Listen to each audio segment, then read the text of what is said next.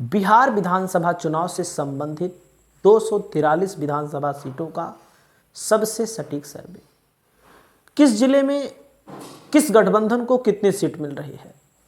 हम तो यह भी बता सकते हैं कि कौन कौन सी सीट मिल रही है। सही एकदम सटीक आंकड़ा आपको इसी के इर्द गिर्द देखने को मिलेगा। रिजल्ट आप मिलाइएगा 14 तारीख को रिजल्ट। जब रिजल्ट आ जाएगा तो बाकी बड़ी बड़ी मीडिया क्या दिखा रही है हमसे इससे नहीं मतलब, क्योंकि जो अलग अलग जिला है, अलग अलग सीट है, उन अलग अलग जिलों पर, अलग अलग सीटों पर अलग अलग पार्टियों का अपना अपना वर्चस्व है।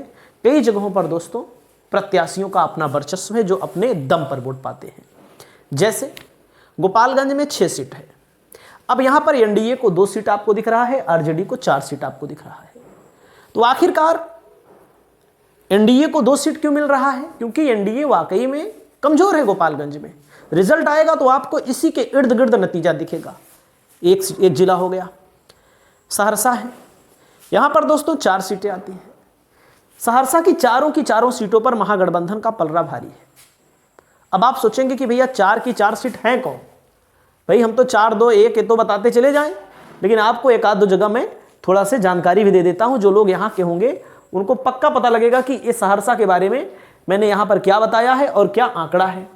तो दोस्तों मैंने यहां पर फोटो है जिसमें सहरसा लिखा हुआ है, इसको मैं आपको बता देता हूं। यहां पर सारण है, मुजफ्फर, वैशाली है और इसके अलावा यहां पर दोस्तों देखो इसमें है सहरसा।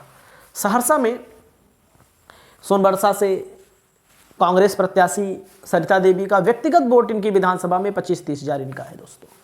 सहरसा में आईपी गुप्ता जो आईआईपी पार्टी है, इंडियन इंक्लूसिव पार्टी के राष्ट्रीय अध्यक्ष चुनाव लड़ रहे हैं, इनका अपना जनाधार है। सिमरी बख्तियारपुर में यूसुफ सलाउद्दीन, मुस्लिम बाहुल्य यादव बाहुल्य इलाका है, चुनाव जीत रहे हैं। महसी से गौतम कृष्णा के बारे में आप लोग सोशल मीडिया पे देखे होंगे, महसी विधानसभा से पूर्व के वीडियो रह चुके हैं गौतम कृष्णा, ये चुनाव जीत रहे हैं।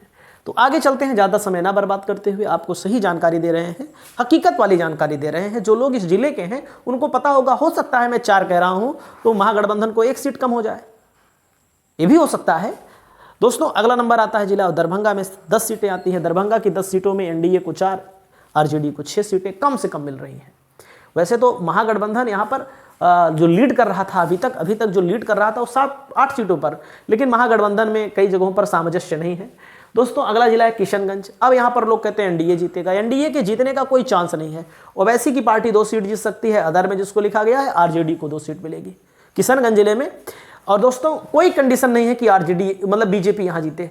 गया में दोस्तों 10 सीटें हैं, महागठबंधन 7 सीट, एनडीए 3 सीट पर बढ़त बना चुका है।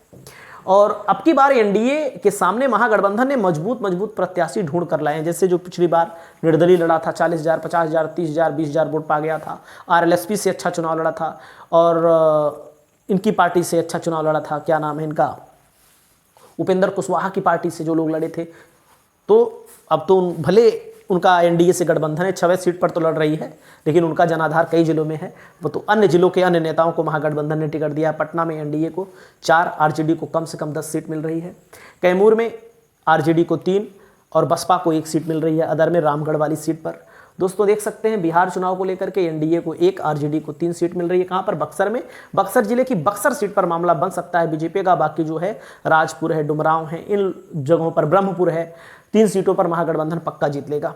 वहीं पर दोस्तों अगला जिला आता है नवादा। नवादा में एनडीए को 1 सीट मिल रही है और आरजेडी को 4 सीट पक्की है। ये भी हो सकता है कि नवादा में महागठबंधन क्लीन स्वीप कर सकता है। ये दूसरे चरण के चुनाव में है दोस्तों, क्लीन स्वीप भी कर सकता है यहाँ पर महागठबंधन। अरवल है, दोनों की दोनों सीटें, अरवल और कुर्था महागठबंधन दोनों जीत रहा है दोस्तों। अगला नंबर आता है जहानाबाद की 3 सीटें हैं। जहानाबाद की जो 3 सीटें हैं, एक है जहानाबाद, दूसरी है घोसी, मखदुमपुर। तीनों की तीनों सीटों पर महागठबंधन, पिछली बार भी महागठबंधन बढ़त पर था, जीता था, अब की बार भी जीत रहा है दोस्तों। अगला नंबर आता है पश्चिमी चंपारण की 12 सीटें हैं, 9 सीटें हैं। 9 सीटों में एनडीए को कम से कम 2 सीट, आरजेडी को 6 सीट, एक अदर को मिल रही है। और ये अदर वाली सीट वही है जिस पर मनीष कश्यप यूट्यूबर लड़ रहे हैं। अगर मनीष कश्यप यूट्यूबर नहीं जीते तो ये सीट महागठबंधन के पाले में चली जाएगी। कांग्रेस यहाँ पर महागठबंधन से लड़ रही है, जीत लेगी। अगला जिला आता है पूर्वी चंपारण में दोस्तों 12 सीटें हैं। पूर्वी चंपारण में 12 सीटें हैं और महागठबंधन को 8 और एनडीए को 4 सीटें मिल रही हैं। अगला नंबर आता है सुपौल में दोस्तों। सुपौल में 5 सीटें हैं, 1 सीट सुपौल मिल रही है बीजेपी को और बाकी 4 सीट पर महागठबंधन बहुत मजबूत है, हद से ज़्यादा मजबूत है। अगला नंबर आता है सीतामढ़ी दोस्तों, सीतामढ़ी में 8 सीटें हैं, एक अदर को, एनडीए को 3, सीतामढ़ी की 1 सीट अदर का मतलब निर्दलीय जीत सकता है, बाकी महागठबंधन यहाँ पर 4 सीटों पर बढ़त पर है।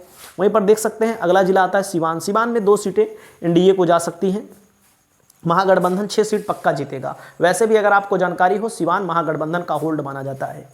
अगला नंबर आता है दोस्तों, यहाँ पर देख सकते हैं रोहतास, रोहतास में 7 सीटें आती हैं, एनडीए को 4, आरजेडी गठबंधन को 3 सीटें मिल रही हैं।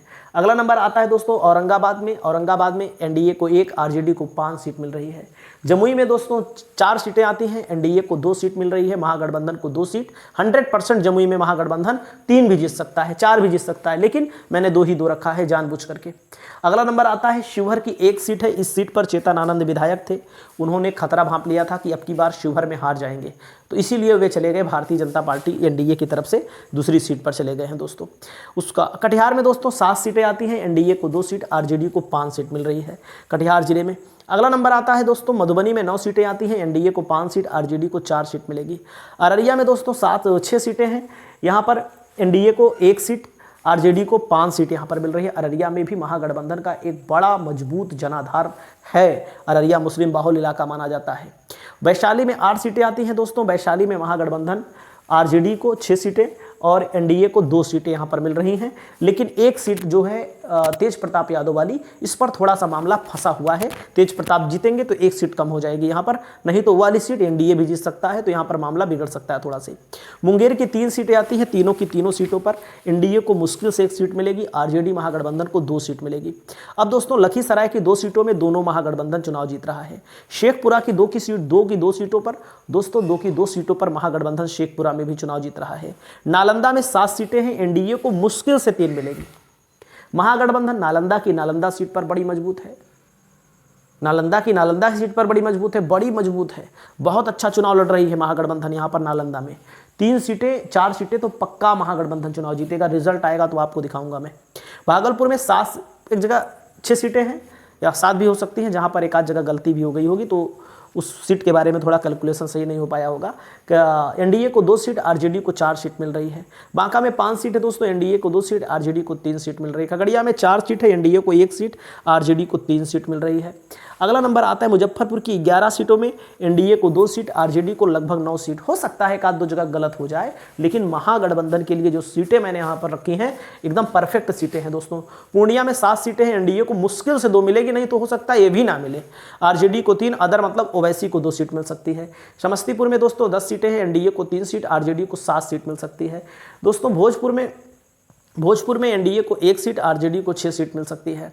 7 सीट है भोजपुर में। लेकिन दोस्तों सारण में 10 सीट है, एनडीए को 2 सीट, आरजेडी को 8 सीट मिल सकती है। बेगूसराय में 7 सीट है, एनडीए को 3 सीट, आरजेडी को 4 सीट मिल सकती है। अब बहुत सारे लोग पूछते हैं भैया कितनी सीट महागठबंधन जीतेगा। महागठबंधन की जो टोटल सीटें हैं 150 से लेकर के 160 के बीच में सीटें आने वाली है। टोटल की बात मैं बोल रहा हूँ, 150 से लेकर 160 के बीच में, और मुश्किल से बीजेपी को मिलेगी तो 70 से 80 सीट के बीच में एनडीए को मिलेगी। अदर को 5 से 7 सीटों पर संतोष करना पड़ेगा। इस तरह के सर्वे जो मैं दिखा रहा हूँ दोस्तों, बड़े बड़े पत्रकार हैं देश के, रवीश कुमार जी हो गए, अभय दुबे जी हो गए, जो सिप्लॉजिस्ट का काम करते हैं, जो अपने आकलन को बताते हैं कौन बढ़त में है, महागठबंधन बढ़त में है। अभय दुबे के मुताबिक रवीश कुमार जी भी अब की बारे संकेत दे रहे हैं, स्पष्ट तो नहीं कह रहे हैं कि बदलाव की बयार बह रही है। देखते हैं कितना बदलाव होता है। बाकी आप लोग अपनी राय को बताइएगा। बहुत बहुत धन्यवाद करते हैं, बहुत बहुत शुक्रिया करते हैं।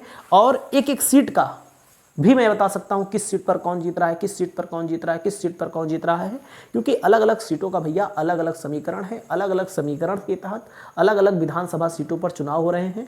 बाकी आपकी जो राय हो आप अपनी राय को कमेंट करिए। नमस्कार।